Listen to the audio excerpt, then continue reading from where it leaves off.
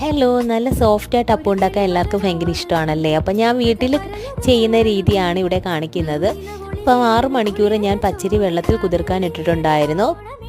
അതുപോലെ തലേ ദിവസം ഒരു ഗ്ലാസ്സിൽ തേങ്ങാവെള്ളം ഒഴിച്ചിട്ട് അതിൽ പഞ്ചസാര ഇട്ടിട്ട് ഫ്രിഡ്ജിൽ വെച്ചേക്കണം. അപ്പോൾ അത് പിറ്റേന്ന് നമുക്ക് അരി അരയ്ക്കാൻ നേരത്ത് അതിലേക്ക് ഒഴിച്ചിട്ട് ആ വെള്ളം ചേർത്തിട്ട് ഒന്ന് അരച്ചെടുക്കാവുന്നതാണ്. പിന്നെ നിങ്ങൾക്ക് ആവശ്യമുണ്ടെങ്കിൽ കുറച്ച് വെള്ളം വേറെ ചേർക്കാവുന്നതാണ്.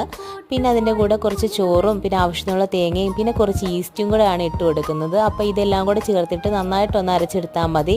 അപ്പോൾ ഇത് പാർട്ടായിട്ടിട്ട് അരച്ചെടുത്താലും മതി. എന്നിട്ട് നമുക്ക് ഒരു പാത്രത്തിലേക്ക് മാറ്റിയിട്ട് പിറ്റേ ദിവസം അപ്പം നല്ല സോഫ്റ്റ് പോലെ ചുട്ടെടുക്കാവുന്നതാണ്.